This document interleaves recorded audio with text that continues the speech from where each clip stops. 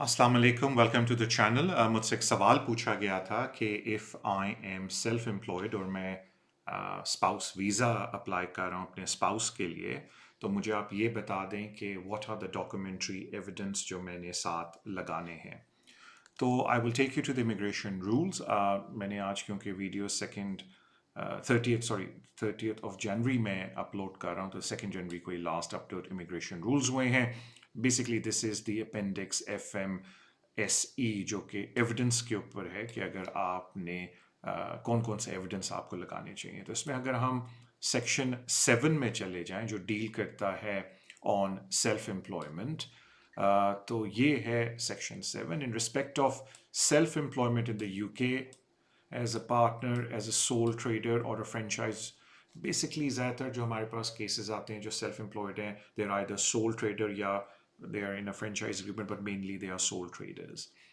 तो अगेन ये एक ऐसी लिस्ट है जो अगर आप अपने अकाउंटेंट के साथ शेयर करेंगे, they would be able to explain to you कि उनको कौन कौन से डॉक्यूमेंट आपके लिए लगाने चाहिए।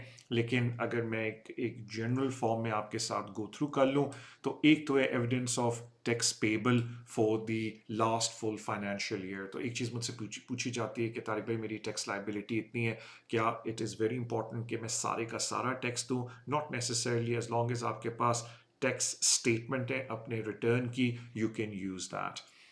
उसके अलावा उन्होंने ये बात ज़रूर बोली हुई है कि आपने अपने लेटेस्ट स्टेटमेंट ऑफ अकाउंट देनी है और अपना टैक्स रिटर्न की कॉपी देनी है। इधर ये बात है, जिस तरह आपको पता है कि नए कवानीन में 29,000 है कि आपकी जो टैक्सेबल इनकम सेल्फ एम्प्लॉयमेंट होनी चाहिए 29,000 अपेंडिक्स FM के लिए। लेकिन अगर आपका करंट ईयर 29,000 का नहीं है, तो आप पिछले साल का भी ऐड कर सकते हैं। फिर जारी बात है लास्ट 2 ईयर्स की एवरेज ली जाएगी। लेकिन अगर करंट ईयर यानी कि जो आपका टैक्स ईयर है जो अप्रैल टू अप्रैल मेनली होता है, अगर उसमें आपकी इनकम 29,000 से ऊपर है, then you don't have to do the average of 2 years. Again proof of registration with the HMRC as self employed, ये बड़ी इजी चीज़ है, आपका अकाउंटेंट आपको प्रोवाइड करके दे देगा। And of course if you are a partnership, तो फिर आपको UTR नंबर चाहिए पार्टनरशिप का। But again this is something जो आपके अकाउंटेंट आपको प्रोवाइड करके दे देगा।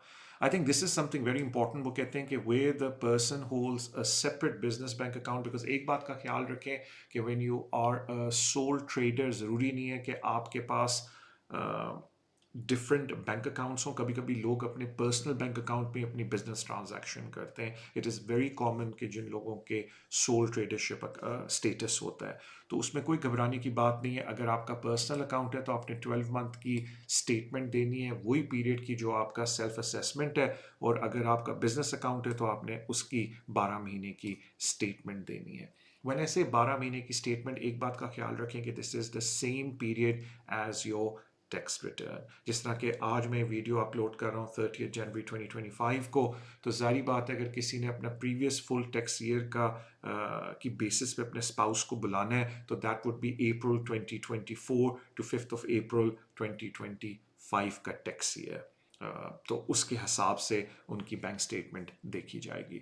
एक चीज़ मुझसे अक्सर पूछी जाती है लोगों की तरफ से कि तारिक भाई जो मेरी ग्रॉस सैलरी है वो बैंक पे आनी चाहिए। बिल्कुल वो बैंक पे आनी चाहिए, बिकॉज अगर आप कैश सेल्स कर रहे हैं तो होम ऑफिस को उसके साथ थोड़ा इशू होता है normally, because they want to see all the money that has been banked. तो वो फिर अगेन फिर देखा जाता है केस बाय केस के, अगर आप कह रहे हैं कि बीच में कुछ कैश सेल्स हुई हैं तो उसकी क्या जस्टिफिकेशन अकाउंटेंट देता है, and how we can justify that within the immigration rules.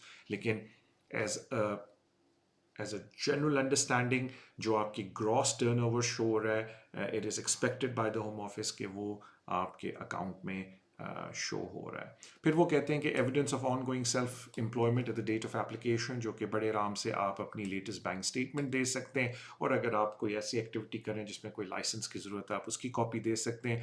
वरना accountant letter is also good with that.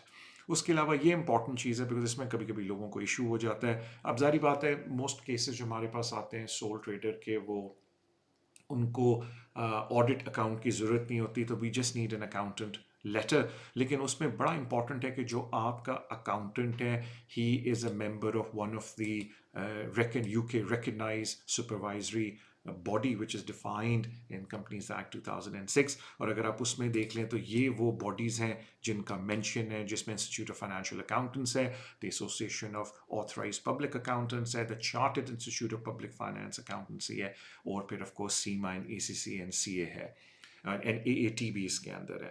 یہ بڑا امپورٹنٹ اس لیے بیکاز میرے پاس کبھی کبھی لوگ اکاؤنٹنٹ لیٹر لے کے آتے ہیں، اور جب ہم اکاؤنٹنٹ کی کوالیفائنگ باڈی کو چیک کرتے ہیں تو they are not one of these bodies. تو پلیز میک شیور کریں کہ اگر آپ اسپاؤس ویزا اپلائی کر رہے ہیں تو یور اکاؤنٹنٹ جو آپ کو لیٹر دے رہا ہے which is part of the requirement within the immigration rule, they are authorising. اور میجورٹی لوگوں کے اکاؤنٹنٹ ایسے ہی ہوتے ہیں، but I am just telling you.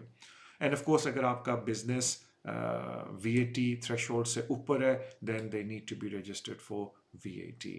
And اگر آپ کے بزنس کو کوئی سرٹن لائسنس کی ضرورت ہے then please provide that licence. یعنی کہ اگر آپ ٹیکسی ڈرائیور ہیں تو آپ کے پاس لائسنس ہوگا wherever it's appropriate. And of course franchise agreement چاہیے، اور اگر فرینچائز اگریمنٹ چاہیے تو وہ پھر ایک ایڈیشنل لسٹ ہے جو انہوں نے کہا ہے کہ آپ نے دینی ہے.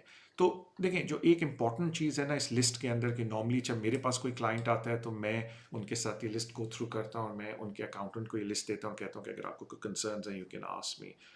لیکن پلیز ایک بات کا خیال رکھیں کہ اگر ایک بھی آئٹم اس لسٹ سے مسنگ ہے، مینڈیٹری آئٹم، تو ہوم آفس کے پاس بڑا سالڈ گراؤنڈ ہے اپلیکیشن کو ریفیوز کرنے کا. Because I have seen applications جہاں لٹرلی سب کچھ تھا لیکن یہ چیز پرووائڈ نہیں کی گئی تھی وچ از دی ایویڈنس، وہ جو ہماری ٹیکس اسٹیٹمنٹ ہوتی ہے.